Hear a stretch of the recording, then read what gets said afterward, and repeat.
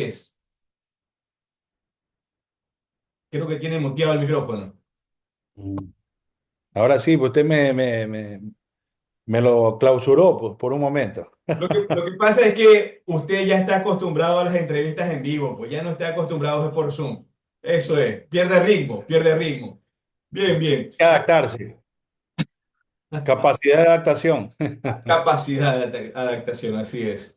Bien, en este tema tan importante como tener un plan de contingencia, hay unos puntos tan importantes como este de la mentalidad organizacional y tener personal preparado. Y antes de iniciar con las diapositivas, ¿qué tan importante para las empresas, para los que nos escuchan, es tener personal que se encuentre preparado para saber qué hacer con estas contingencias imprevistas, como el caso del COVID?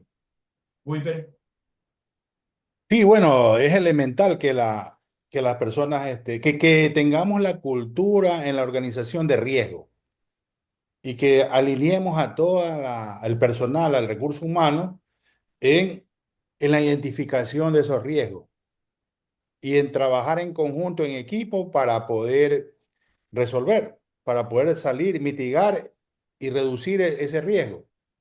Lo que yo digo, el riesgo siempre va a existir, no hay riesgo cero.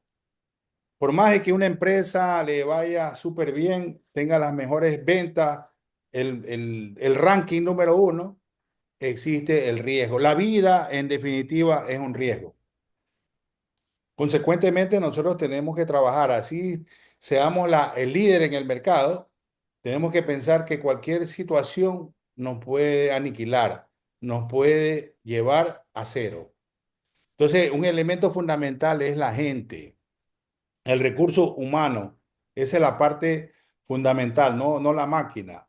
Entonces, y hoy en día tenemos que trabajar con la filosofía de que los empleados son lo más importante. Lo que yo digo, el poder no se impone, se comparte. Hoy en día el personal es el organismo clave y tenemos que trabajar en seleccionar el mejor equipo que esté comprometido con el tema que estamos hablando, de riesgo. Eh, Vemos en las noticias a nivel internacional que en tema de inteligencia artificial, China lanza su inteligencia artificial, la DeepSeek, y eso afectó en miles de millones de dólares, a la otra empresa. Una, Algo que tal vez no estuvieron preparados para este lanzamiento de China. ¿Cómo se recupera una empresa de un golpe tan devastador como el caso de estos infortunios, por ejemplo, como el caso de China, con este lanzamiento de esta inteligencia artificial, o como un tema del COVID que los afecta, en su momento nos afectó de una forma tremenda en algunas industrias? ¿Cómo se recupera la empresa? Bueno, es complicado y es probable que si no tiene, como hablamos, un plan de contingencia, un plan de continuidad de operaciones, pues no pueda surgir, no pueda salir de esta crisis. Entonces, va a tener que coger los escombros, analizar, tratar de unir y poder salir adelante. Entonces, ese es el riesgo a lo cual nosotros no deberíamos vernos abocados. No debería ser esa la desembocadura. Deberíamos de prevenir ese tipo de situaciones. Ahora, vemos que el costo de estar preparado en las pymes, que son una gran mayoría, son más del 80% de las pymes en el sector industrial hispanoamericano, en algunos más, en otros un poco menos. Estar preparado a veces para invertir en tecnología, invertir en capacitación, hay gerentes que no quieren invertir. Y en esa parte veo que una de las causas de que América, en este caso Hispanoamérica específicamente, en una mayoría de países, no avancen tecnológicamente y no hagan crecer su PIB. ¿Qué opinas? Y, o sea, definitivamente hay que invertir en tecnología. Las empresas que no inviertan, pues van a sufrir realmente. Y yo digo, avanza un poco más. No es solamente la innovación en tecnología, sino también en conocimiento.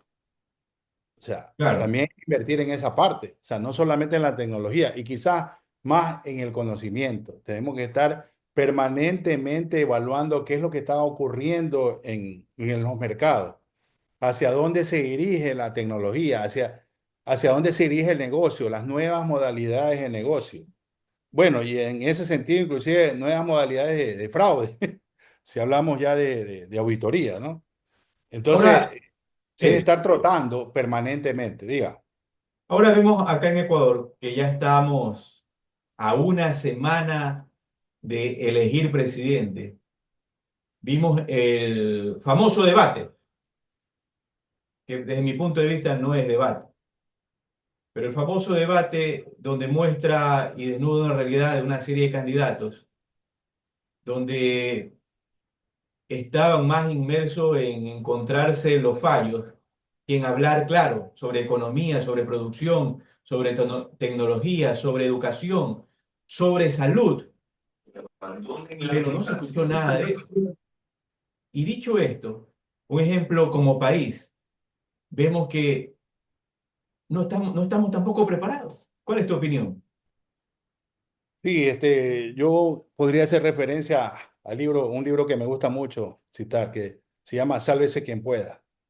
Eso no nos va a ocurrir por no prepararnos, ¿no? Entonces, por no trabajar, por no mirar qué es lo que puede ocurrir. O sea, estamos preocupados realmente de un gobierno de derecha o izquierda. ¿Cuál es el gobierno que va a ganar o que va a perder? Entonces, estamos viviendo en el pasado, ¿no? Vivimos pensando en el gobierno anterior. Tenemos que, yo digo, darnos un golpe en la cabeza y comenzar a pensar en el presente y en el futuro. Y más que todo, en cómo va a ser el futuro. Entonces, la innovación en tecnología y el conocimiento es la clave fundamental. Muy bien, vamos a entrar a compartir las diapositivas. Yo diría que un elemento fundamental que a mí me gusta iniciar es saber qué es riesgo. ¿Qué es el riesgo? Entonces, el riesgo es cualquier asunto que podría evitar el alcanzar los objetivos. Todo aquello que impida cumplir con mis objetivos es un riesgo. Entonces, en mi empresa, en las organizaciones, debemos trabajar en identificar primero los objetivos que tenemos y luego qué situación podría impedir que esos objetivos se cumplan. ¿Sí?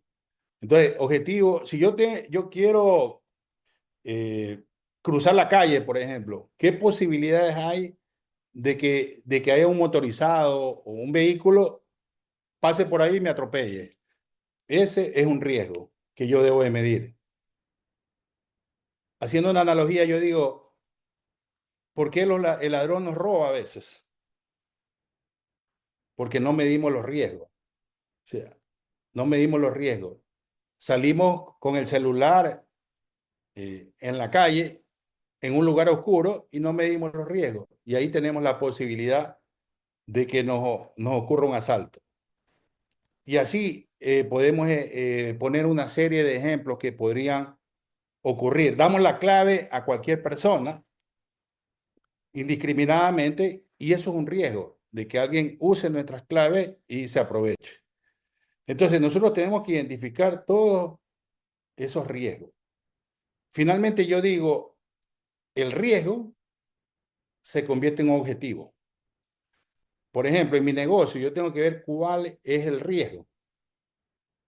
Si estoy ubicado, tengo un restaurante, saber en dónde estoy ubicado, cuál es el riesgo que de pronto, como estoy en la calle, pueda venir también Todo riesgo lleva peso. alguien y me robe, ¿no? Imagínense las repercusiones en los clientes. Entonces, ante ese riesgo, yo tengo que responder. Y en este caso, con controles, ¿no? Sabiendo que no tengo un guardia o que puedo tener un guardia de seguridad, pero desarmado. Entonces, ante el riesgo, yo respondo con, en este caso, con actividades de control. Y en ese sentido tengo que determinar que tengo que hacer una evaluación del riesgo, siempre. O sea, mi mente tiene que ser riesgo, riesgo, riesgo. Esa es mi cultura, mi forma de pensar. Y en mi caso yo lo he interiorizado bastante, ¿no? A veces yo veo que los clientes no lo toman en serio o no contemplan el riesgo. Tenemos que contemplar este esquema. Forma parte de nuestro negocio. Entonces, la evaluación de riesgo está relacionada con la probabilidad de ocurrencia. ¿Qué probabilidades hay de que ocurra ese riesgo? Y en ese sentido, vamos a tener tres tipos de riesgo: remoto, posible o probable. En algunos casos, yo puedo concluir que la posibilidad de que ocurra ese riesgo es, es incierta o es remota, no puede ocurrir. Veo que no. Ok. El hecho de estar mitigando ese riesgo me ayuda a minimizarlo, me ayuda a administrarlo mejor. Lo que yo digo ahí también, yo digo, hay un aspecto que yo le llamo de psicología, energía. Cuando yo tengo contemplado ese riesgo, yo puedo impedir que ocurra. Con mi energía, inclusive, yo digo, yo puedo impedir que esa posibilidad de ocurrencia no se dé. Entonces, está claro, riesgo remoto, posible, probable. Yo tengo que categorizar en qué situación está esa posibilidad. Estoy en un lugar, en un sector peligroso y tengo mi negocio ahí y se vende, por ejemplo, pero tengo que considerar que el riesgo es probable. La posibilidad de que alguien venga y cometa un acto de delincuencial, pues es probable, ante lo cual yo tengo que responder en este caso, con controles, con prevenciones. Y ahí tenemos que, dentro del plan de contingencia y continuidad de operaciones, tenemos que identificar los factores de riesgo. En general, ¿no? La globalización de los mercados. La globalización nos puede también aniquilar si no consideramos el tema de que ya estamos en un enfoque global, de que puede venir, eh, como ahora, puede venir Walmart y nos puede aniquilar a los comisariatos. Puede venir la banca extranjera y puede también aniquilar a los bancos locales.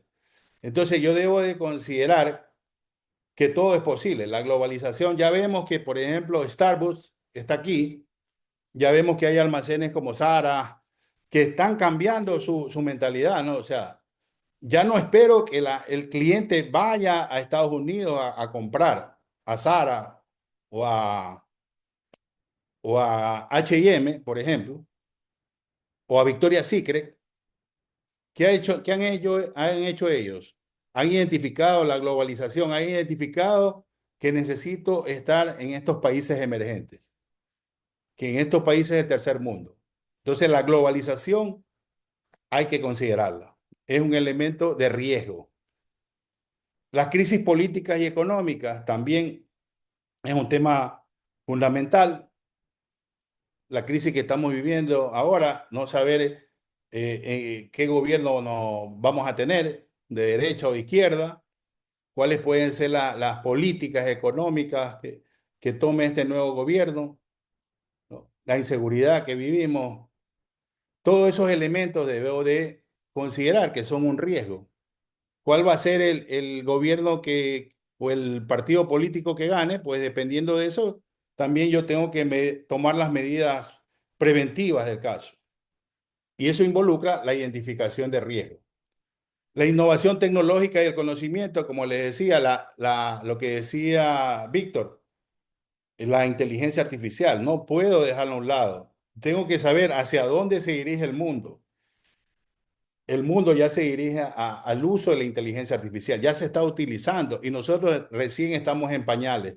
Se lo escuchó mucho en el debate, pero de aplicación ninguna, o de algún mecanismo para aplicarla tampoco.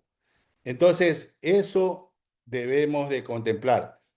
Sabemos que esto va a repercutir en la parte, en los recursos humanos, en la parte laboral.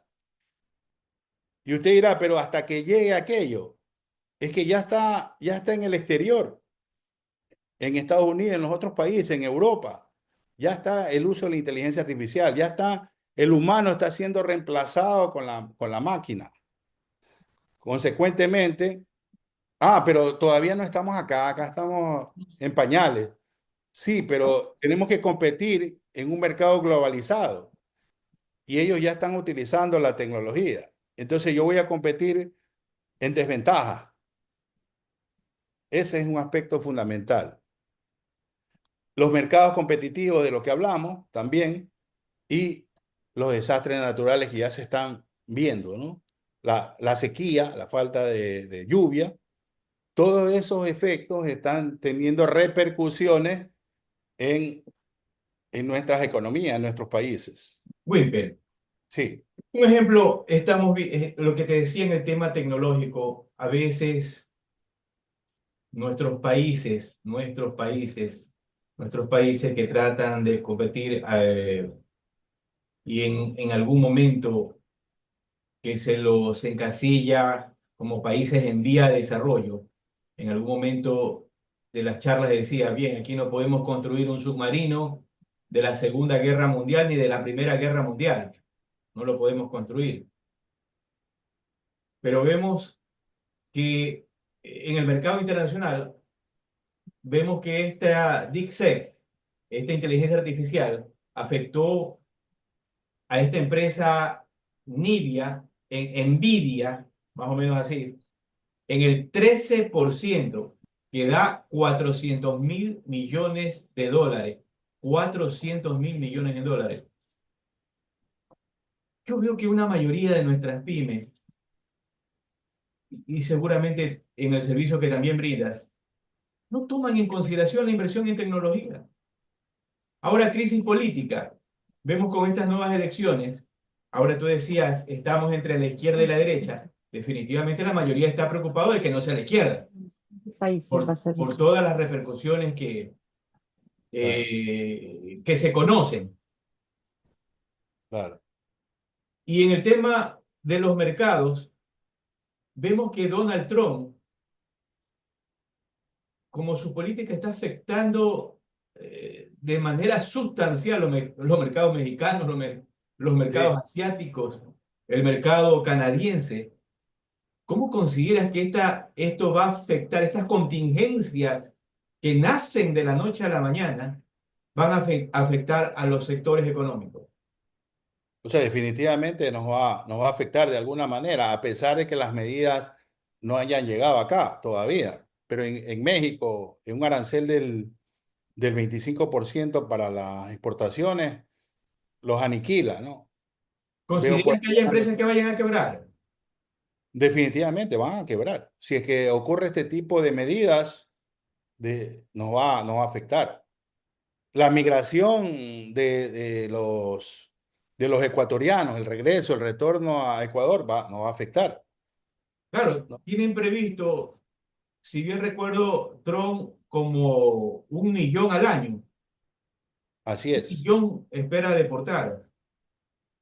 Creo que en el total son 4 millones, espero no equivocarme. Tal vez, tal vez puedan ser más. Ahora, esa migración en estas contingencias, ¿cómo consideras que podrían afectar los mercados? O sea, en el sentido de que, como decimos, no hay cama para tanta gente, ¿no? No hay cómo mantener a esas personas que vienen, no hay puestos de trabajo, sumado a los otros elementos de la iliquidez que vivimos, de la recesión, ¿no? Todo eso, la inflación, todo eso, pues tiene mayor repercusión. Como decir, el Producto Interno Bruto per cápita se incrementa. Diga, Freddy. Freddy levantó la mano. Sí, Sí, Freddy. sí, en ese tema un poquito quería hablarlo de las exportaciones, ¿no? Ujú. Yo conozco, sí tengo amigos que son allá, tienen empresas, tienen gerencia en Estados Unidos, y empresas gerencias de algunas empresas más o menos, ¿no? Una de logística, otra de construcción, ellos no están, las empresas allá no están de acuerdo con la deportación, porque para ellos también va a ser un impacto porque la mano de obra se les va a subir.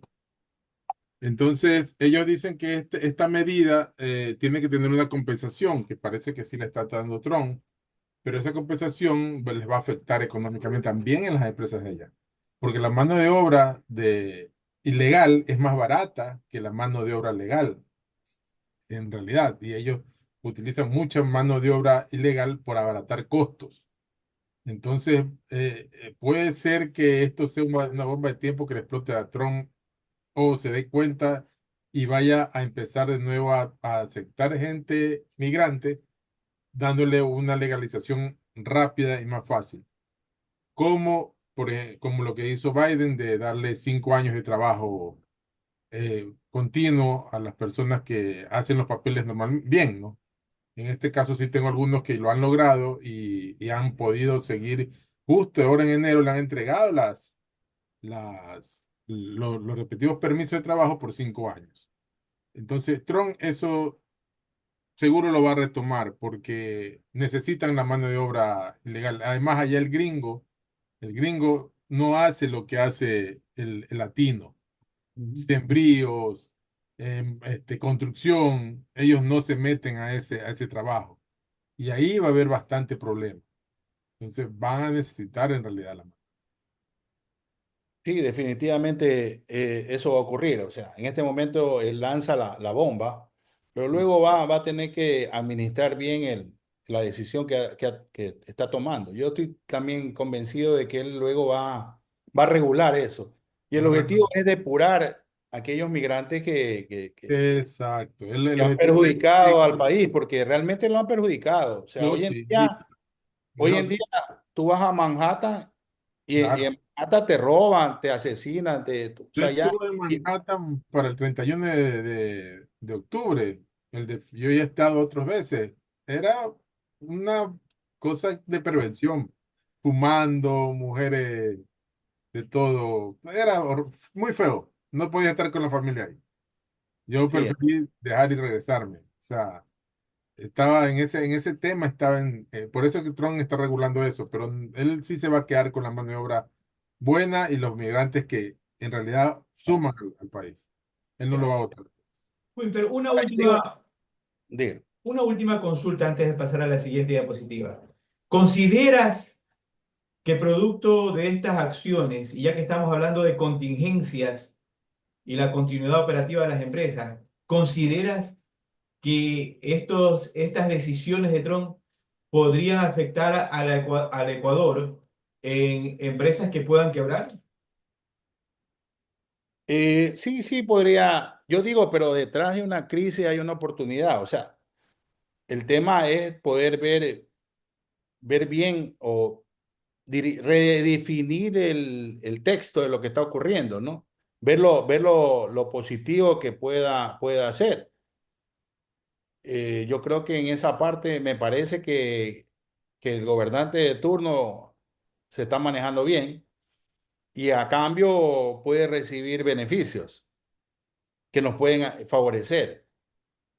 Entonces yo creo que lejos de que vamos a tener un costo social ahí de migrantes que van a regresar al país, pues como paliativo, como ayuda, probablemente vengan créditos, yo pienso, de Estados Unidos, créditos del FMI, que nos van a ayudar. O sea, el tema es que debemos trabajar en ver las decisiones que se están tomando.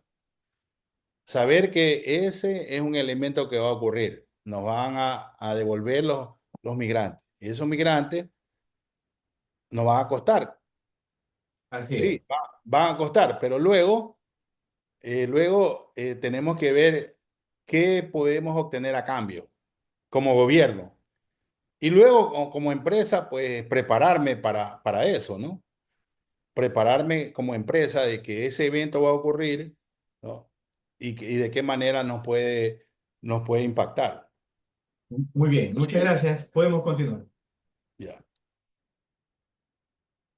Y yo digo, cuando hay una crisis económica, debemos estar conscientes que ya la competencia no es el de al lado o el que se dedica a la misma actividad que yo me dedico.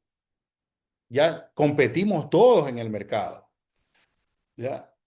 El cliente, por ejemplo, el consumidor, ya no es la competencia el champú. El champú con el champú. Yo no es que voy a cambiar el champú y me voy a ir más barato. No. Ahora, el champú que compra el consumidor, también su competencia puede ser el arroz, el azúcar, el aceite. O sea, competimos todos. La farmacia, el cliente ya no compra la receta completa, compra la mitad. Sí. Ya, en lugar de comprar el champú en frasco, compra sachet. Entonces, comenzamos a competir todos en el mercado. Todos los productos compiten en diferentes líneas. Entonces, es un aspecto que también debemos de contemplar. Y hacia allá todavía no hemos llegado. Pero si no tomamos las precauciones debidas, puede ocurrir, ¿no? Entonces, depende mucho del gobierno lo que haga. Y yo creo que en esa parte sí se está manejando bien y yo creo que hay buenos visos de que en el 2025, si es que gana quien queremos que gane, vamos a tener buenos elementos, buenas medidas a nuestro favor. Entonces, dentro de este esquema tenemos que hacer la valoración del riesgo, trabajar en la identificación y analizar los riesgos internos y externos que podrían afectarnos la consecución de los objetivos, con el propósito de administrarlo y tomar las medidas adecuadas para poder enfrentarlo. Entonces debemos en cada empresa, o sea, por eso yo digo siempre, el plan estratégico de negocio es fundamental. Las empresas ya no pueden estar sin presupuesto y sin un plan estratégico de negocio. Y ahora tampoco deberían prescindir de un plan de continuidad de operaciones. O sea, deben de agregar un plan de continuidad de operaciones. ¿Y eso involucra qué? Que las empresas deberían constituir un comité de riesgo con programas de administración de riesgo. O sea, nuestra cultura debe cambiar. Hoy debemos trabajar en todo riesgo, riesgo. Y eso ahí, ¿qué riesgo tiene? Llamemos al comité de riesgo, encargado de evaluar qué es lo que está pasando. ¿Qué es una inversión? Sí, es una inversión que requiere un desembolso probablemente. Necesito contratar equipo, pero es importante para poder continuar con mis operaciones. Establecer objetivos clave en cada nivel de la organización. Debo definir cuáles son mis objetivos clave y que sean coherentes entre sí en cada una de las áreas, ¿no? Tengo que evaluar el impacto del riesgo en mi negocio, en la continuidad y también en la reputación que puedo recibir. Si en mi negocio no le va bien, pues va a haber una mala reputación en el mercado probablemente. Y luego en tratar de tener una estabilidad financiera. Entonces, todo eso persigue esa valoración de riesgo. Entonces, toda entidad, independiente de su tamaño, de su actividad, debe hacer frente a un esquema de riesgo, tanto interno como externo, tanto relacionado con la parte interna en el sentido de factores que me afecten. Por ejemplo, la competencia tiene una mejor máquina con menos merma. Eso es un factor competitivo. Clientes que no me pagan. Bueno, ese es un factor interno. No estoy controlando la cartera, es un asunto interno. Eh, no estoy saliendo de los inventarios, estoy comprando demasiado. Es un factor interno. Pero luego también tengo que considerar los factores externos, que tienen que ver con, en este caso, bueno, ¿no? Devaluaciones, ¿no? Con la inflación. con el incremento en las tasas de interés, por ejemplo. Todos esos aspectos que forman parte de la parte externa, ¿no? Que no están a mi alcance, que no forman parte de mi negocio, que vinieron. Una pandemia, por ejemplo, es un factor externo que ya no dependió de mí, pero que tengo que evaluarlo. Lo que está haciendo Trump, el incremento en los aranceles, está fuera de mi alcance. Es un factor externo, es un riesgo externo que debo de contemplarlo, evaluarlo, para ver qué medidas tomo y poder superarlo. Entonces, todo eso debo de contemplarlo en mi plan de continuidad de operaciones y también dentro de mi plan estratégico. Los riesgos afectan la habilidad de una entidad para sobrevivir. O sea, aquí yo vivo en un instinto de supervivencia primero. ¿Cómo puedo sobrevivir ante estos eventos impredecibles en muchos casos, o sea, externos, que me pueden aniquilar? Imagínense en México si se cumple aquello del 25% de aranceles. ¿Qué hizo hoy? Vi unas declaraciones de la presidenta. Ya está diciendo, le ha dicho a Trump que le dé un mes de plazo para poder cumplir lo que él está pidiendo. O sea, tuvo que cambiar el discurso, porque imagínense el impacto que tendría en su economía y indirectamente también en el gobierno de ella, porque podría estar en peligro, inclusive su continuidad. Y no es de sorprenderse, porque dirían, oye, gobernante, ¿por qué tú no tuviste la capacidad de negociar? Pídele disculpas o lo que hizo el presidente de Colombia, ¿no? Entonces, es un tema de supervivencia y de competencia y también de evaluar la posición financiera e imagen pública. Y podría tener repercusión en la calidad de los productos. En definitiva, no existe ninguna forma práctica de reducir el riesgo a cero. Todo es riesgo. La vida es riesgo. Y esto es interesante porque nosotros a veces vivimos en piloto automático y creemos que nada nos va a pasar, hasta en nuestra vida personal. Entonces es hora de dejar de vivir en piloto automático. Yo digo, tenemos que trabajar tanto en las vacas flacas como en las vacas gordas. Y yo digo más en las vacas gordas. A pesar de que nos vaya bien, tenemos que seguir trabajando. Tenemos que seguir trabajando. Y más aún contemplando el elemento riesgo. Porque ahí es donde puede haber más posibilidades de que ocurra. No podemos estar dormidos. Tenemos que estar en guardia. Entonces, mirar siempre el riesgo va a ser la parte clave. ¿Para qué? Para administrar ese riesgo y minimizarlo. El riesgo va a tenerlo, va a ocurrir. Las empresas grandes, mi comisariato, Supermaxi, todos deben tener una matriz de riesgo, una evaluación de riesgo, un plan de continuidad de las operaciones, en todo sentido, en todas las áreas, ¿no? No solamente en la parte de negocios, sino también, por ejemplo, en la parte de sistemas, por ejemplo, en la parte de la contabilidad, de la auditoría. Todos esos elementos son clave. Imagínense que me falle el sistema, por ejemplo. ¿Cuánta información puedo perder? ¿Qué puedo perder?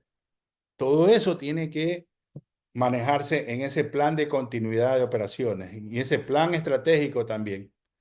Entonces, es tarea de la dirección identificarlo y determinar su nivel de riesgo. Y aquí viene, aparte del riesgo remoto, posible o probable, en cada una de esas instancias habría que determinar si el riesgo es alto, medio o bajo. Según ese aspecto, pues yo tomo las medidas adecuadas. Entonces, ¿cuáles son los elementos clave de este plan de continuidad? La identificación de los objetivos y riesgos, ¿no? O sea, yo digo, detrás de un riesgo debe haber un objetivo. Ese es el elemento clave, ¿sí? Luego, los protocolos de comunicación, cómo se van a comunicar. La implementación o la instalación de un comité de riesgo, como lo hemos hablado, enfocado también al plan de continuidad, la estrategia de mitigación y de respuesta, cómo vamos a responder ante todos esos riesgos. O sea, la idea no es que sea en un enunciado, tengo un comité de riesgo, pero ¿cuántas veces se reúne? ¿Cuáles son las políticas de ese comité? ¿Cuáles son las directrices? ¿Cuáles son los niveles de comunicación entre las partes? La capacidad de respuesta. ¿Quiénes son los líderes de ese comité? Aquí no podemos decir que es el gerente general, el presidente, ¿no? Es el equipo. Como yo digo, es la gente. Tenemos que descansar en la gente, darle poder a la gente. No pretender que el único que toma las decisiones es el dueño. El único que sabe es el dueño. No es así. El que más sabe es el staff o las gerencias departamentales. Y a ellas les tengo que dar el poder para que ejecuten esta actividad, tanto en la parte de la planificación como en la ejecución. Entonces tengo que definir los roles y responsabilidades de cada uno de ellos, los cuales deben estar claramente definidos. Entonces, dentro de este plan de contingencia debo determinar las acciones inmediatas que debemos de implementar ante estos eventos que ocurren. ¿Cómo vamos a actuar? ¿Qué decisiones vamos a tomar? ¿Quién va a ser el encargado de ejecutar en ese momento, de acudir, de operativamente realizar la acción para mitigar ese riesgo o para resolverlo? Creación de un comité de riesgo y emergencia es lo que hemos hablado, y también desarrollar procedimientos para la recuperación inmediata, ¿no?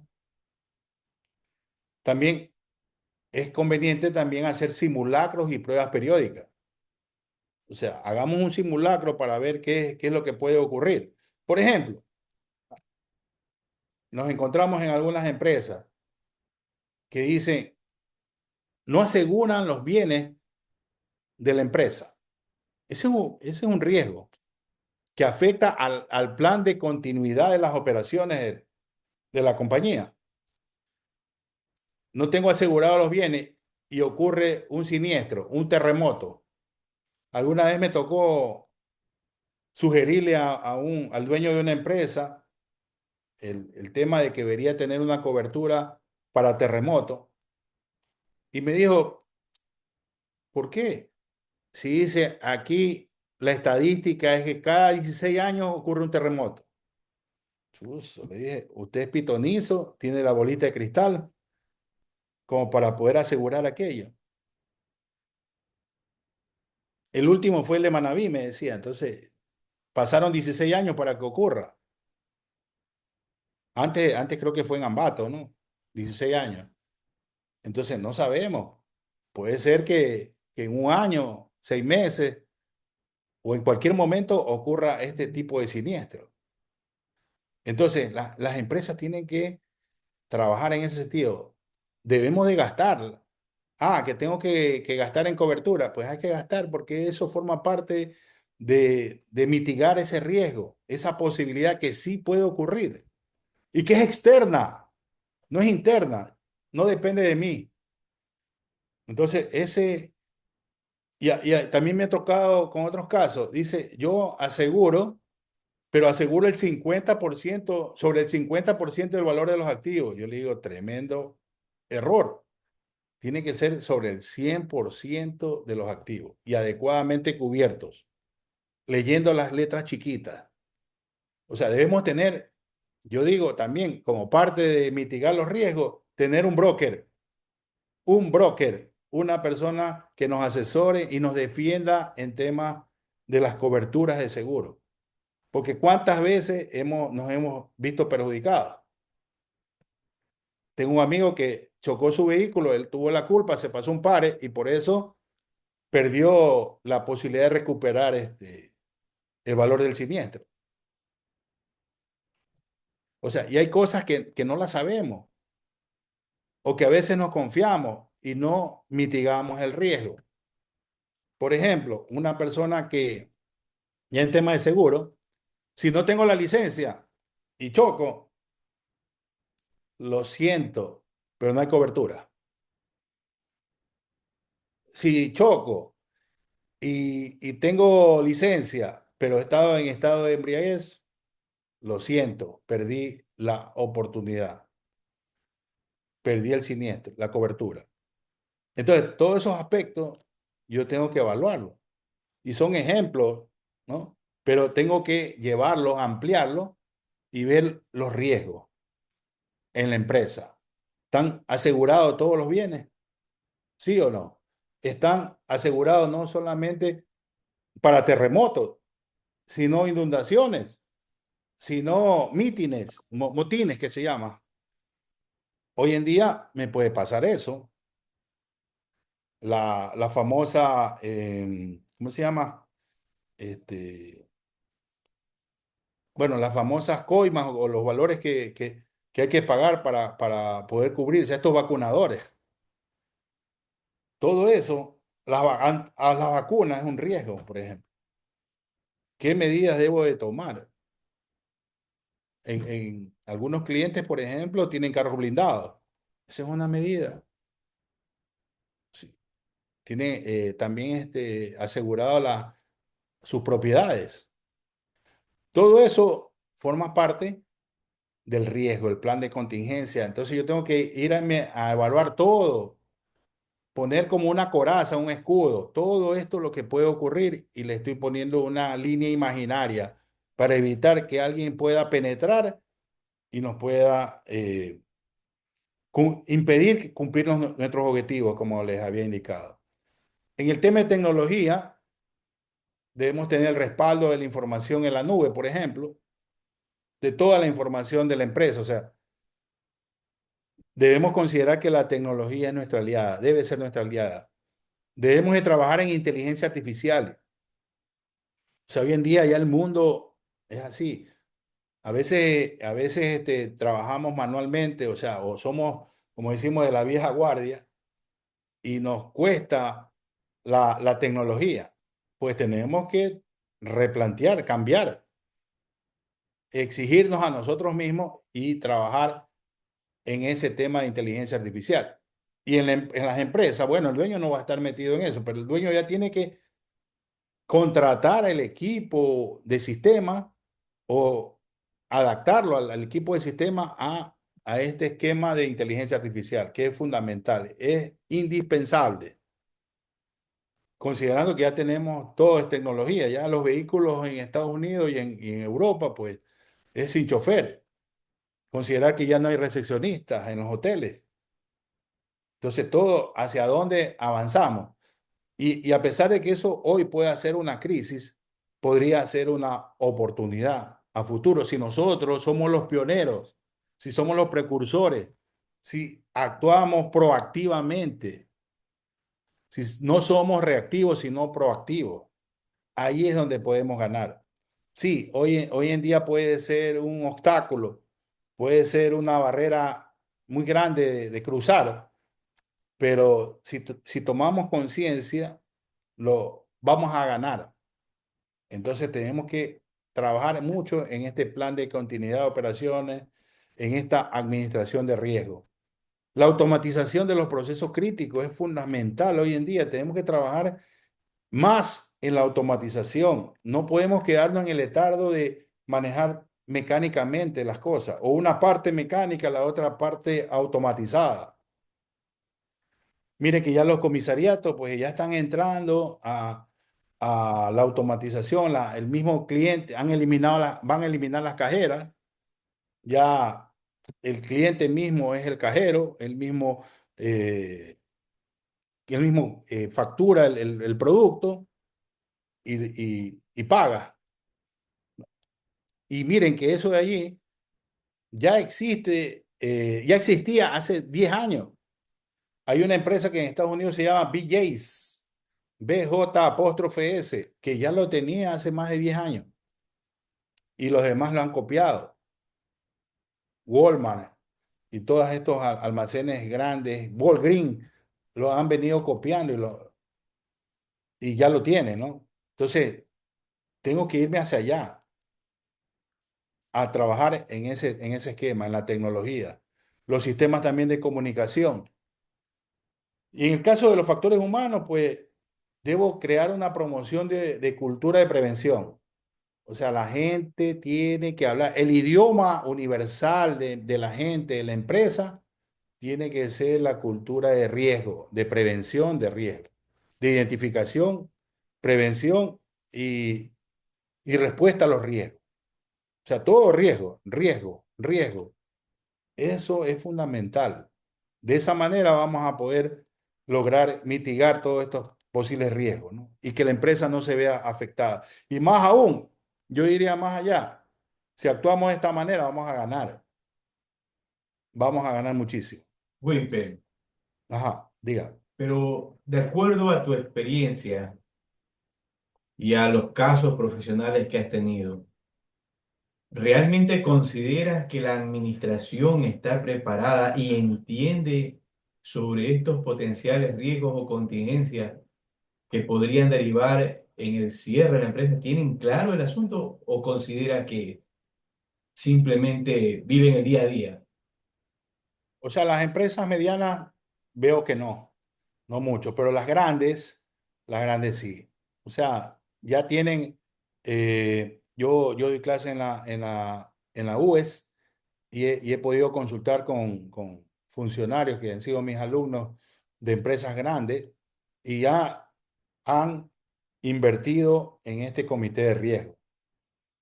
Y ahí y han creado departamentos de investigación, o sea, investigación de la competencia con benchmarking, ¿no? Para ver qué es lo que está haciendo, sumado a estos comités de riesgo. Esas mismas personas analizan los riesgos.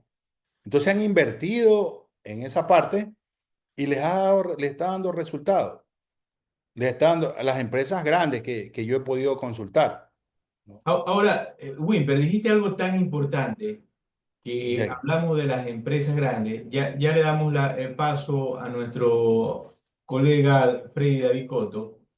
Dijiste algo importante, que ciertas empresas grandes están analizando las cifras, analizando el mercado. Pero vemos que hay una gran mayoría de empresas y hablamos de pequeñas. Cuando hablamos de pequeñas, hablamos a veces de empresas que venden de 10 millones hacia abajo. Vemos que no analizan los datos y no toman decisiones sobre esa información que analizan. En algún momento se hablaba sobre eh, la toma de decisiones y vemos que no analizan esa información para tomar decisiones acertadas. ¿Por qué consideras que no analizan la información? Porque lastimosamente yo digo es una cultura que se ha creado, o sea, y también el hecho de que, a ver, esto viene de arriba hacia abajo. Entonces, la alta gerencia, los dueños tienen que tener ese cambio de mentalidad. Esto viene de una enseñanza, ¿no? Desde arriba hacia abajo. Entonces, si el de arriba no está comprometido, no considera relevante este aspecto, le ha ido bien en el pasado y cree que lo mismo va a ocurrir en el futuro, y así, y a mí me ha tocado vivir eso, ¿no? ¿Para qué vamos a cambiar si lo que hemos estado haciendo nos ha ido bien? Tú estás equivocado, no, tus ideas no me gustan, no sirven. Entonces, a veces también el ego, la vanidad del dueño que dice, ahí como siempre cito el caso de BlackBerry, ¿no? El dueño decía, no, le decían que el celular no solamente es un ordenador, no solamente es para mensajes, para mail, también inclúyele en el celular aplicaciones, música, reloj, alarma, Bluetooth, todo se le dijo, redes sociales, y no hizo caso. Claro. Entonces, entonces ahí hay un ejemplo, ¿no? Entonces, a quien hay que venderle la idea es al dueño, pero si al dueño le ha ido bien en el pasado, le ha ido bien, o maneja otros temas, presupuesto, sí lo maneja, pero ya tiene que ir a un nivel más arriba, tiene que elevar su nivel, tiene que ir a plan estratégico de negocio y al plan de continuidad de sus operaciones, Claro, al programa de administración de riesgo. lo mismo pasó con Kodak y lo mismo también pasó con Blockbuster, con Netflix, Así es. al no ver, no tener esa visión. Bien, antes de darle paso a nuestro colega David Coto, voy a leer un mensaje del usuario User. Nos dice, considero que también se debe tomar decisiones descritas en empresas de importancia y medianas empresas. Falta de conocimiento respecto a riesgo y dar importancia al capital invertido. ¿Comentarios? Definitivamente, esa es la respuesta, ¿no? O sea, un cambio de mentalidad o por lo menos una aceptación ya de tengo que replantear esto. Vamos a buscar el consultor o el asesor o trabajemos en equipo, reunamos al equipo para incursionar en este tema de riesgo, que realmente es por sentido común. O sea, lo podemos palpar, ¿no? Sentido común, lo que es el riesgo. Toda la vida es riesgo. Nadie puede decir que está seguro. Nada es seguro en nada. Tú puedes tener millones de dólares y en cuestión de meses te puede pasar cualquier cosa y perder tu fortuna. Lo hemos visto en muchos casos. Sí, entonces tienes que estar hablando de esto, trotando, ¿no? Trotando, analizando, manejando, considerando siempre el tema de riesgo. Claro, ahora podemos resumir que el que se mete a los negocios tiene que estar constantemente administrando, analizando y viendo todos los cambios de manera rápida que hay en el mercado. Dicho esto, le damos paso a nuestro colega Freddy David Coto. David. Sí, estaba viendo más o menos que también hay que considerar esto, que como dices, aquí los empresarios no cambian, creo que ese es un aspecto que los empresarios no van más allá. Muy bien. A nuestro colega Eliezer Campos. Eliezer, ¿algún comentario que tengas? A ver, interesante lo que Wimper nos ha comentado, pero yo tengo otra opinión. Nosotros tenemos que darnos cuenta, como país pequeñito, como país dependiente, de que realmente en la economía mundial no pintamos para nada, pintamos muy poco y tenemos que estar conscientes hoy en día de la geopolítica. Ya no podemos decir que Estados Unidos es el número uno, el líder en el mundo. Hoy nosotros tenemos un poder tripolar y contra eso es que Estados Unidos está luchando. Por eso el lema de Donald Trump de decir primero América es precisamente para rescatar ese liderazgo que Estados Unidos lo ha perdido en los últimos tiempos, ¿no? Lamentablemente las decisiones que él está tomando del punto de vista de la economía, de la política, etcétera, nos va a afectar a nosotros y nos está afectando ya. El Ecuador no está preparado para recibir a todos esos migrantes que planea expatriar el presidente Trump. Lamentablemente tenemos que vivir en esa realidad. Y por lo tanto, como ha manifestado Wimper, nosotros tenemos que prepararnos. Pero la empresa per se, de por sí, es imposible si no hay el ambiente que debería existir. Y para que haya ese ambiente, en mi opinión, es de que los políticos tienen que ponerse de acuerdo en cuestiones mínimas para precisamente salir adelante. acuerdos políticos que tienen que ver con la economía, con la justicia, es decir, de muchas cosas que nosotros tenemos problemas. Es decir, debe existir una moratoria. De lo contrario, creo que este país es un país inviable. Cada quien anda por su andarivel, los políticos por su lado, los empresarios por otro lado. Es decir, tienen que existir acuerdos a nivel nacional. Y yo creo que por ahí la empresa tiene que acometer y los gobernantes que vengan tienen que llegar a esos acuerdos. Si no, este país es inviable. Es decir, ya en la mañana de hoy escuchaba al director de un observatorio de política fiscal y decía, señores, todo lo que le han dicho los políticos son mentiras, son engaños. Todo el mundo ofrece el oro y el moro a darles plata para todo el mundo, que bonos por aquí, que disminución de impuestos por acá. Señores, no hay dinero. Esa es la realidad.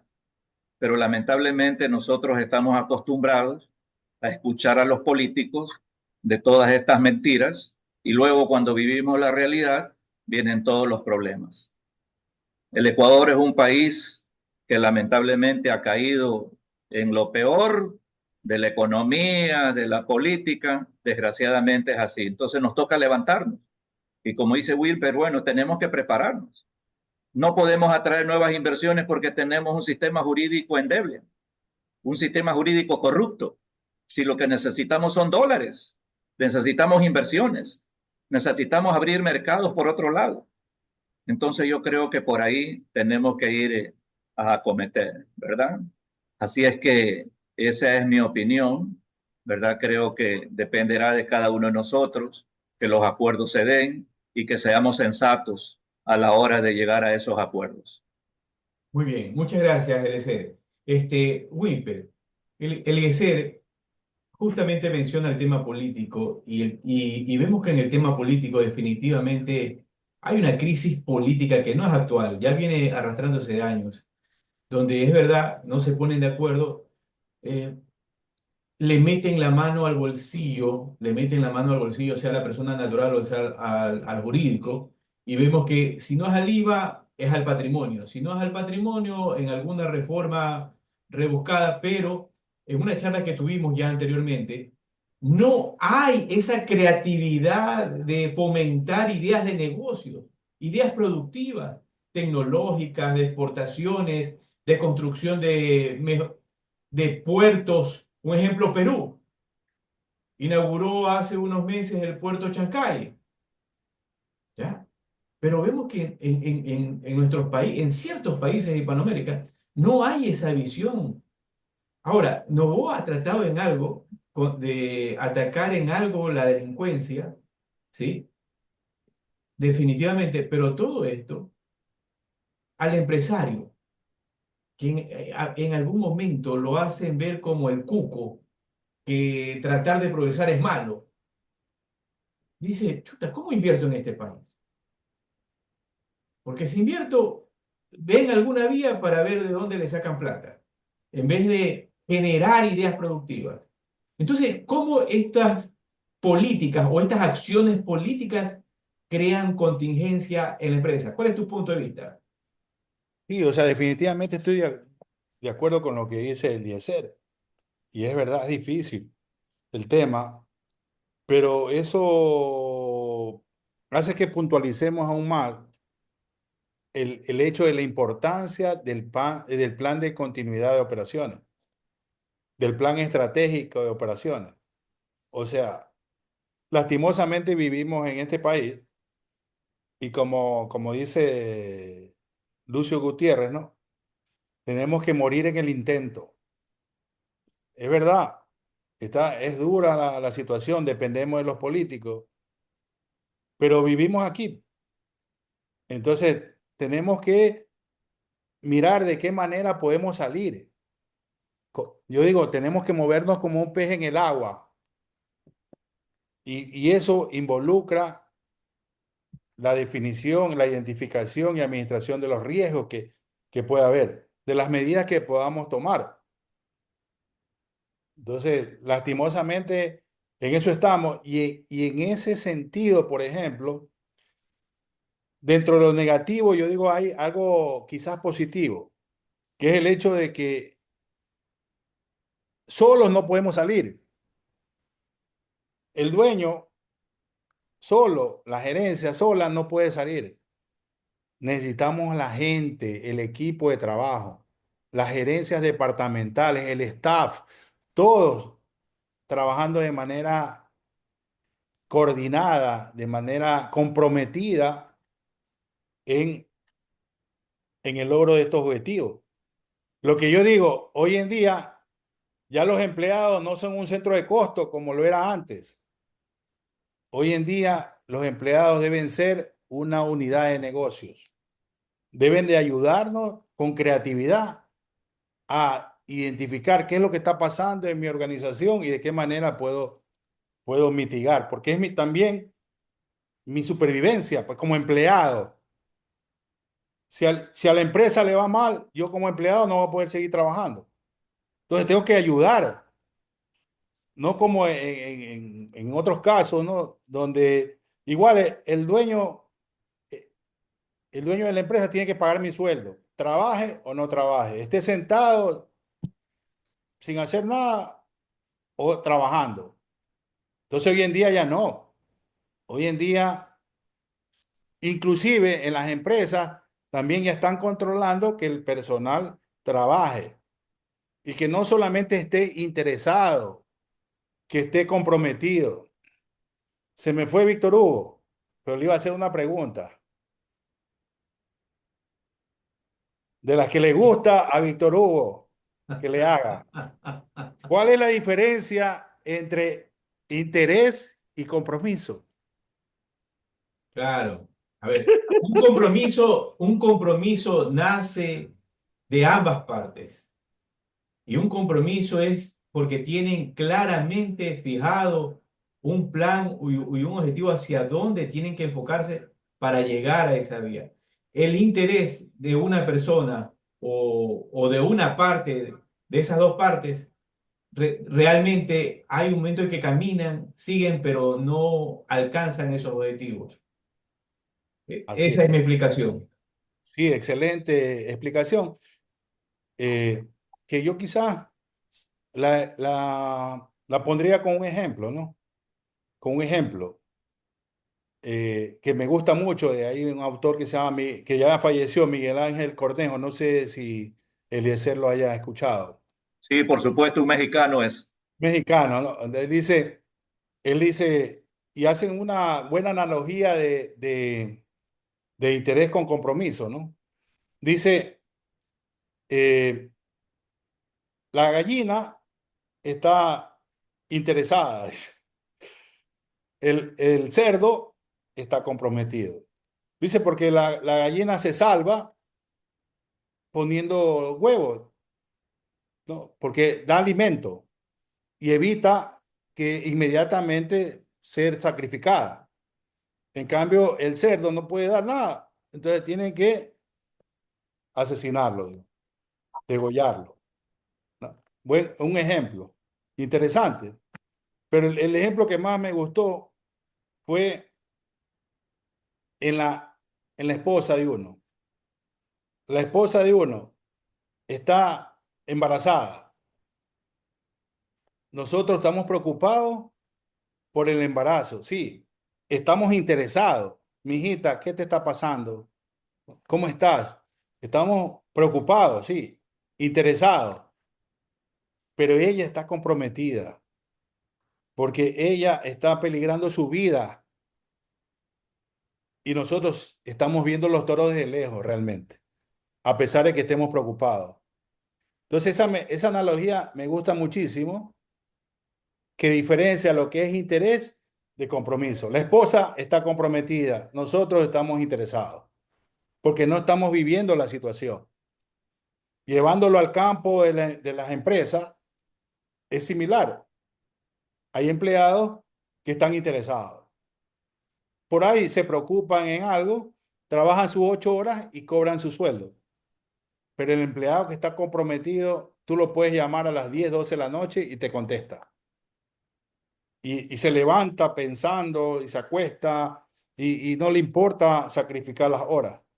Él está comprometido. Entonces, lo que digo en la lámina, liderazgo comprometido.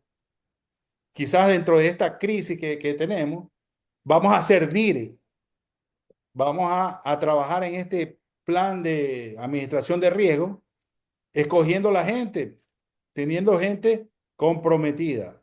¿Que es difícil? Sí, hay que buscarlo. Al igual que la continuidad de mi negocio, como digo, hay que morir en el intento.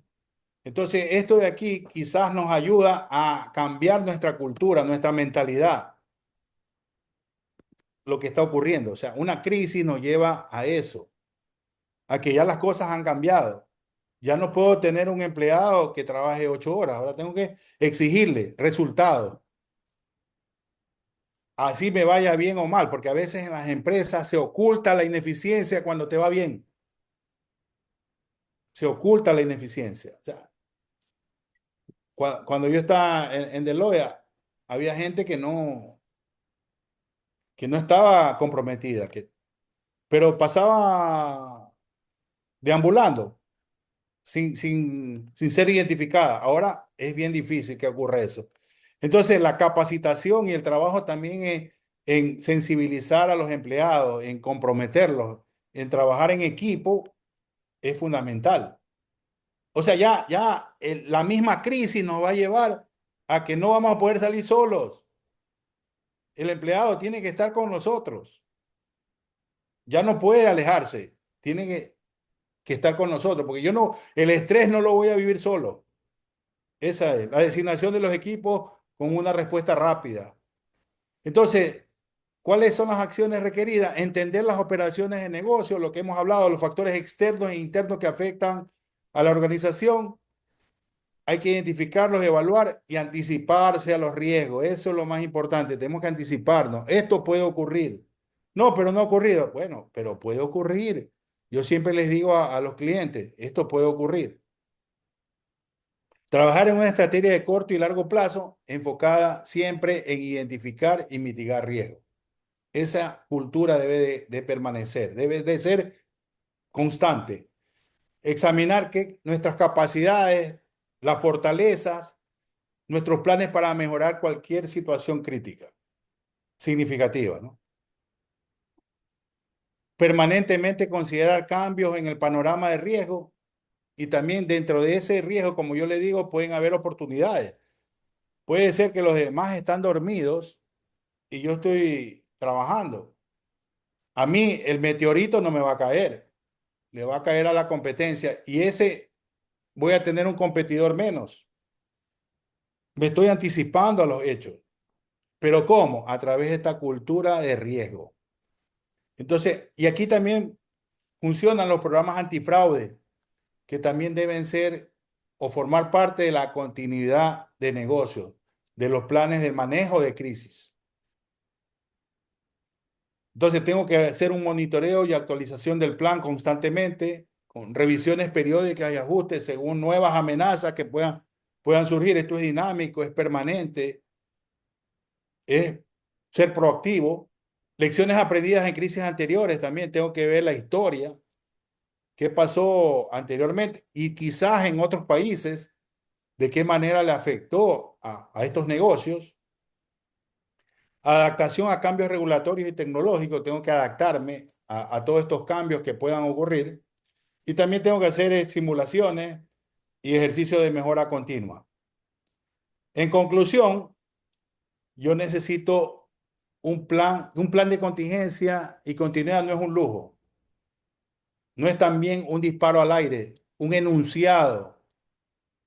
Yo tengo plan de continuidad y plan de contingencia en mi empresa. Es una necesidad estratégica. Es un instinto de supervivencia. Yo debo de trabajar en ese plan de contingencia como un requisito sine qua non. La inversión en prevención nos va a fortalecer la resiliencia organizacional. La resiliencia, ¿no? O sea, que es resistir las situaciones negativas que nos están ocurriendo. Vamos en equipo a sentir lo que está pasando Y dentro de esa resistencia vamos a buscar las medidas.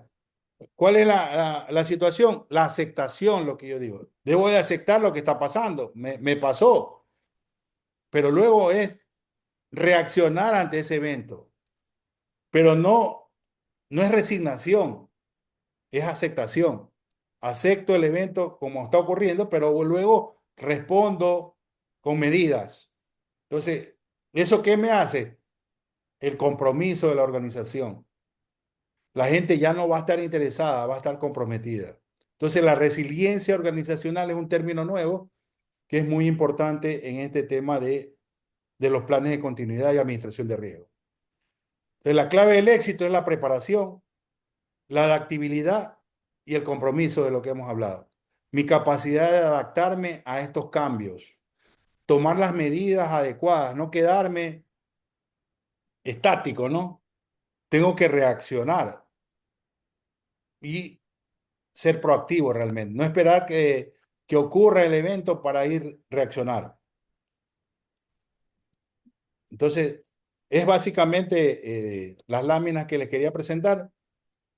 No sé si tengan alguna otra pregunta, algún comentario, alguna acotación, algún insulto. No, no creo que haya. Invitamos a nuestro colega Idrian Estrella. Idrian, ¿cuáles serían tus comentarios? Hola, muy buenas noches, Víctor, Wimper, Eliezer, qué bueno verlos por acá y Bien. contarnos en estos momentos que Wimper nos pone un poquito a reflexionar y creo que mucho de lo que tanto Wimper como Eliezer en su debido momento daba a conocer como criterios tienen como base fundamental, yo creo que la educación. En diferentes ámbitos, no solamente la educación formal, esto de la educación de escuela, colegio, universidad, formación universitaria, etcétera, sino la educación financiera en los profesionales, en los empresarios, en las actividades económicas. Eh, y este es un mal no solamente del Ecuador, este es un mal de Latinoamérica en general. Eliezer decía con toda razón, mira cómo Estados Unidos ahora con este afán de volver a tener un protagonismo, un liderazgo mundial. Estamos apenas a 15 días de que subió al poder Donald Trump y mira todo el revolucio que ha hecho a nivel global. Y por ahí salió un país hermano como Colombia a poner su punto de vista y mira que en menos de 24 horas tuvo que cambiar la decisión totalmente.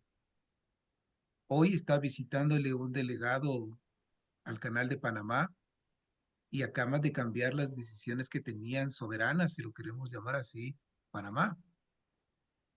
Y este funcionario rubio va mañana a El Salvador.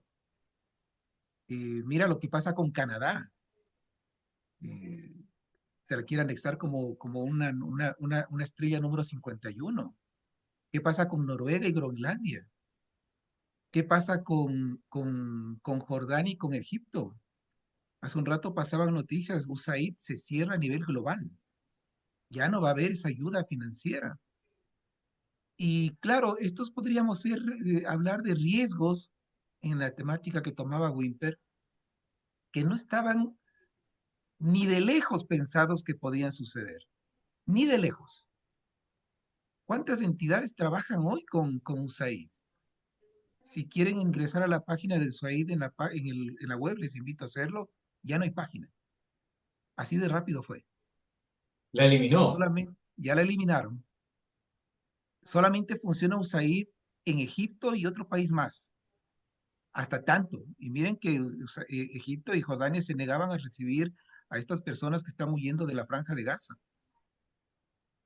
Este predominio, este poder, etcétera, trae consecuencias bastante significativas a las actividades que tenemos en el Ecuador, en los diferentes países de Sudamérica.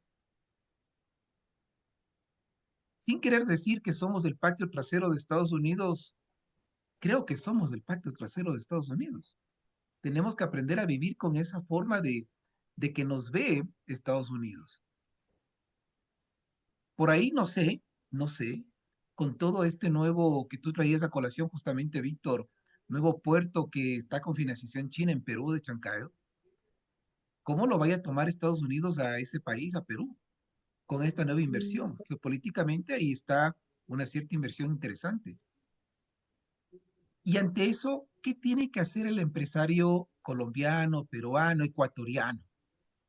Educación, educación financiera. No siempre tener todo en riesgo. Lastimosamente, también yo soy docente universitario en pregrado y posgrado, y en pregrado, cuando les pides a los chicos que leen aparte de lo que los docentes les mandan a leer, encuentras que nadie está suscrito a una revista económica, algún portal de noticias económicas, financieras, tributarias, globales, sino a cosas vanas quizás, interesantes para su edad, pero que no contribuyen a su formación.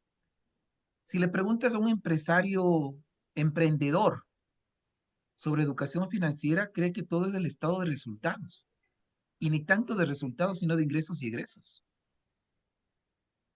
Y comienzan ahí los fracasos. Entonces creo que por ahí nos falta como países entrar a trabajar bastante todavía en educación, no solamente la formal, sino esta financiera, para disminuir todos estos riesgos que comenzamos a verlos, que ya existían o que existen todavía. ¿Qué nos espera de aquí a 5 o 10 años? No lo sé. Hoy en la mediodía he tenido reunión con un grupo empresarial acá del Ecuador que por confidencialidad inclusive no puedo dar el nombre porque tenemos un acuerdo de confidencialidad. Pero mira, este grupo se reúne alrededor de 3 o 4 asesores financieros, económicos, tributarios. No se casa con uno. Yo soy uno de esos 4. ¿Y qué piensas, dirán, de esto? ¿Qué piensas de las elecciones? ¿Cómo lo ves así? ¿Qué piensas de lo de Trump? ¿Qué estás pensando que está pasando en Europa? Etcétera, etcétera, etcétera, etcétera. Y se nutren de todos esos elementos para tomar decisiones. Ok, alguien dirá, pero Irán es un grupo económico importante, tiene para pagar todo eso. Ojo, en la medida de lo necesario y para ir terminando, un empresario mediano pequeñito puede acceder a estos portales de información. Obviamente no tendrá la primera información privilegiada, quizás encuestas, monitoreos de lo que pasa en el mundo empresarial, pero a no tener nada y esperar que llegue y reaccionar, ya perdió.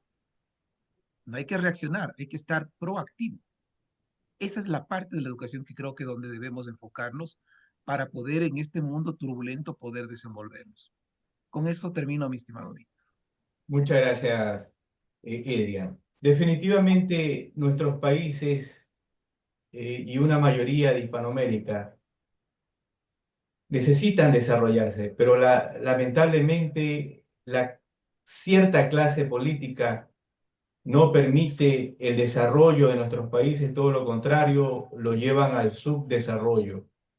Entonces le decía que ya hemos visto en estos debates presidenciales que definitivamente no se presentan propuestas serias sobre economía, producción, salud, educación y otros temas que podamos abordar, que nos permitan vislumbrar el futuro de nuestros países, específicamente el Ecuador. Ahora vemos en el tema de la educación algo, Eliezer, y aquí te hago la consulta. Vemos que en el tema de la educación, los jóvenes salen con un conocimiento leve, pero no saben tomar decisiones, acción. Esperan que les digan qué hacer y hablamos de que ya salen como profesionales. ¿Qué nos pasa? ¿Cuál es tu opinión, Eliezer? ¿Qué nos está pasando? Cosas, situaciones muy serias, mi querido Víctor Hugo, ¿no? Lamentablemente, como es de conocimiento de todos nosotros, la educación pública, desde la escuela, el colegio, la universidad, en los últimos 15 o 20 años, creo yo, ha desmejorado de una manera significativa. He tenido la oportunidad de capacitar a profesores en algunas universidades y me he dado cuenta del bajo nivel académico que tienen en nuestras áreas, ¿no? Que es la contabilidad, la auditoría, las finanzas. Entonces, esas falencias se van traduciendo y aparte de ello también el facilismo que hoy en día existe, no existe la rigurosidad académica que debería existir.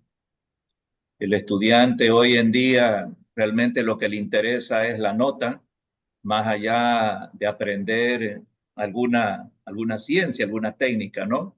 Hablando pues de manera general, porque siempre hay sus excepciones, ¿no? Entonces, miren ustedes, por ejemplo, las universidades públicas están en buenos rankings, en buenos lugares a nivel de las universidades en el mundo. Una de las mejores está, creo, en el puesto número 1000 y pico, por ahí anda, ¿no? Entonces, nuestro nivel académico realmente deja mucho que desear. Y yo creo que, como decía Adrián, debemos tener una adecuada educación, y en este caso de tipo económico y financiero, para que las personas puedan discernir a la hora de tomar alguna decisión. Como decía Wimper también, muchas veces los empresarios, los pequeños, los medianos, no se capacitan, no tienen la información, quizás porque no tienen los suficientes recursos para poder obtener esa información, ¿no? Pero yo creo que, como dice Adrián, yo creo definitivamente que tenemos que mejorar la educación. Y para mejorar la educación tenemos que cambiar muchas cosas desde la escuela. Usted encuentra abogados, usted encuentra ingenieros que tienen unos problemas gramaticales terribles. Y peor, el nivel de lectura. A nivel mundial, el Ecuador ocupa uno de los últimos lugares de lectura en el mundo. Y ya sabemos que la lectura es la que va a acrecentar la intelectualidad. Y por eso nos gana el mundo desarrollado. Usted cuando va en un avión de aquí a Estados Unidos, nada más de aquí a Estados Unidos, van los gringos y vamos nosotros. Usted los gringos van que leen y leen y leen todo el camino. Nosotros vamos escuchando la música, viendo la película, etcétera, etcétera. Y peor aún si uno va a Europa. El, euro, el europeo allá lee todo el camino. Por acá nosotros no leemos nada. Entonces, lamentablemente, la educación es la base fundamental del desarrollo de los países. Y si usted recorre la geografía mundial, los países que han apostado a la educación son los países que han salido adelante. Los chinos, hace 40 o 50 años, se morían de hambre y los chinos comenzaron a invertir en educación, lo mismo que los coreanos. Siempre a los chicos les digo, vayan a la página, al internet, mire ahí cuántas horas estudian los coreanos en las universidades. Nada más, para que ustedes vean por qué nos ganan. Estudian alrededor de 12, 14, hasta 18 horas al día y por eso nos ganan. Nosotros, en cambio, acá le decimos al estudiante, oiga, tiene que leerse este libro de aquí para la próxima semana. Uy, dice, eso es demasiado, profesor. Entonces, por ahí tenemos que ir cambiando nuestra manera de ser, mi querido Víctor Hugo. Yo creo que tiene que ser un trabajo enorme, intenso, y como dije hace un rato, ¿no? Tenemos que ponernos de acuerdo los ecuatorianos. Ya no podemos decir, el Ecuador es un país que está por fallar del todo, ¿verdad? Si no nos ponemos de acuerdo, si no hay esos acuerdos mínimos de todas las fuerzas políticas, yo creo que los días que nos esperan van a ser días muy duros. Gracias, Alexer. Estamos en la recta final ya del programa. Wimper, tú decías el tema de estos directorios. Hoy día, justamente que fui a hacer compras, estaba leyendo la revista económica, donde en la portada sale Nassim Neme, y decía, bueno, vendemos por electrocable 100 millones de dólares. Entonces yo te decía, hay empresas que venden 1 millón, 2 millones, 5 millones, 10 millones. Vamos a poner hasta 20 millones de dólares. Pero aún así, ya llegando a la cantidad de 10 millones, no quieren invertir. A veces se hacen esas reuniones donde participa el jefe de bodega, participa de repente el de cobranzas, pero que son jóvenes puestos a dedo para que hagan esa función, pero no están tecnificados. En algún momento yo le preguntaba a una señorita, oiga, ¿qué son las cobranzas? Ah, mire, las cobranzas es una cosa sencilla. Yo cojo el teléfono, llamo al cliente y le cobro. Eso es todo. No sabía sobre qué es la solicitud de crédito, el análisis de crédito, etcétera, etcétera. En algún momento, una señorita en el área de diseño ¿Qué es mejor para tomar la foto, la cámara Sony o el iPhone? No, no, definitivamente el iPhone, pero sin ningún entendimiento de las características de la cámara con el iPhone. Entonces, cuando nos reunimos y ponemos al dedo a ese equipo, comienzan a vertir opiniones no técnicas y en vez de llevar hacia adelante a la empresa, o la estancan o la hacen retroceder. ¿Cuál es tu opinión, Wimper, con respecto al personal técnico y saber que las personas que tengo en ese directorio me van a responder y me van a dar soluciones?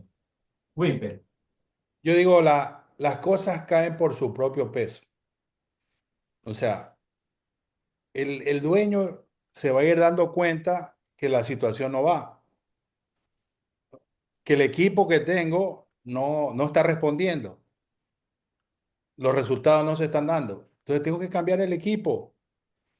O sea, las cosas van a ir cayendo por su propio peso. Como nuevamente, como un instinto de supervivencia. Para yo poder sobrevivir, tengo que tener el mejor elemento, el elemento clave. Y no solamente técnicamente, sino, como hemos hablado, comprometido, trabajar en equipo. Y de pronto, esa persona no es la gran eminencia, pero trabaja, quiere aprender, lee, como dice Eliezer. Es un doctor con libros, aprende, lee, y es un buen elemento comprometido que trabaja permanentemente en busca de los intereses de la organización. Consecuentemente, lo importante es que desde arriba venga esa cultura. Como yo digo, las cosas vienen de arriba hacia abajo, no de abajo hacia arriba. No pretendas que el staff cambie la organización. Es el dueño el que lo va a cambiar. El dueño que tiene que tener esa mentalidad, esa visión, ese liderazgo. O sea, hay tres cosas que debe tener, por ejemplo, yo siempre enseño.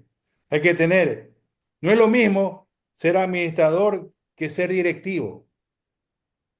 Hay tres elementos fundamentales que debo manejar: estrategia, liderazgo y ejecución. Estrategia, liderazgo y ejecución. El administrador tiene liderazgo y ejecución.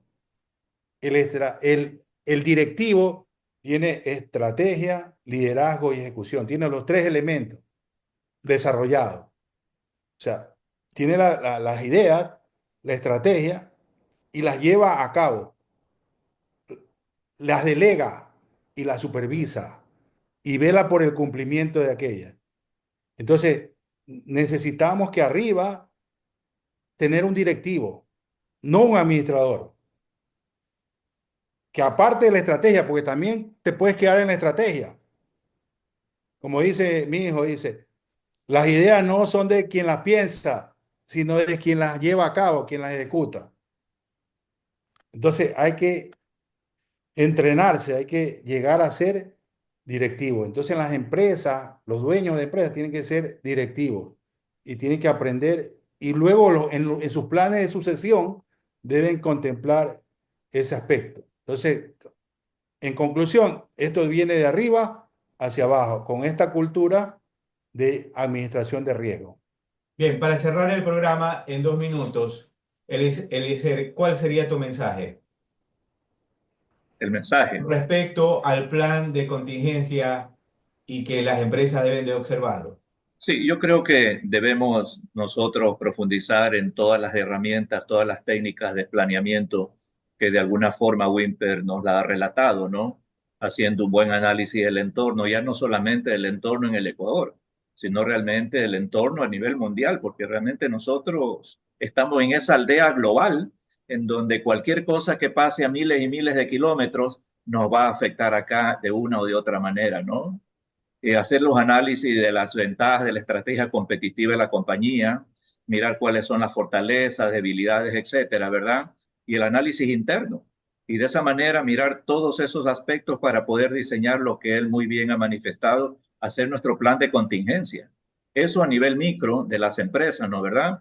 Pero también a nivel macro, a nivel del país, yo creo que nos hace falta muchísimo sobre este tema de la planificación y de los planes de contingencia que pueda tener un gobierno. Muy bien, Adrián. sobre el plan de Así- contingencia para las empresas. ¿Cuál sería tu mensaje? Sí, gracias, Víctor. En realidad, el mapa que nos presentó Wimper es bastante bueno, bastante completo. Eh, Siempre recordarles a los empresarios, pequeños empresarios, cuando decimos empresarios creemos que estamos hablando solamente de los grandes empresarios. No, el microempresario, el emprendedor, que el funcionamiento de un negocio se da con la evaluación diaria. No hay que olvidarse del día a día. Esto es de todos los días, no es de fin de mes, de la evaluación de la quincena, esto es del día a día, porque cada día comienzan a aparecer nuevos elementos o pueden no suscitarse elementos que nos pueden ser favorables o no. La aldea global, como nos decía Eliezer, estamos en ella. Alguien decía, bueno, eso del bichito del COVID en la China, en Wuhan, cuando comenzó a aparecer, no nos va a llegar. En 2 meses estuvimos encerrados. Hoy estamos viendo las consecuencias de personas que fallecen por la rapidez, se está entendiendo ya, de las vacunas. Tenemos recap en las empresas, tenemos el backup en las empresas de los ejecutivos, no digo de los sistemas. ¿Quién más sabe hacer ventas, cobros, contabilidad, gestión del producto? Eso es lo que tenemos que ir educándonos. Esa contingencia interna tan sensible como que un empleado se nos fallezca lastimosamente. ¿Cómo lo suplantamos? Nada es inevitable. Todo puede suceder. Hasta lo más descabellado hay que ponerle en este plan que Wimper nos acaba de decir. Gracias, Víctor. Gracias, Irian. Bien, para cerrar ahora sí el programa, Wimper, tu mensaje. Bueno, muchas gracias, Víctor. Te reitero mi agradecimiento por la invitación. Y bueno, el mensaje sería que todas las empresas deben implementar este programa de administración de riesgo, de plan de continuidad de sus operaciones, contemplando todas estas directrices que hemos indicado. Y como decía Eliezer, Idrián, tenemos que contemplar también esta aldea global. Muy bien, me gusta ese término, aldea global. Muy bueno, cada vez aprende nuevos términos y ese me parece muy bien. Y estar atento a todos los factores externos que pueden tener algún impacto en nosotros. Sí, habrá algunos que nos pueden impactar significativamente, pero si no administramos, si no contemplamos, no identificamos esos riesgos, pues los efectos van a ser mayores. O puede ser que no sean efectos para nosotros, sino que sean una oportunidad, porque la competencia no lo ha contemplado. Entonces, la idea sería, como conclusión final, crear esa cultura de administrar los riesgos, un programa de administración del riesgo con un plan de continuidad de operaciones.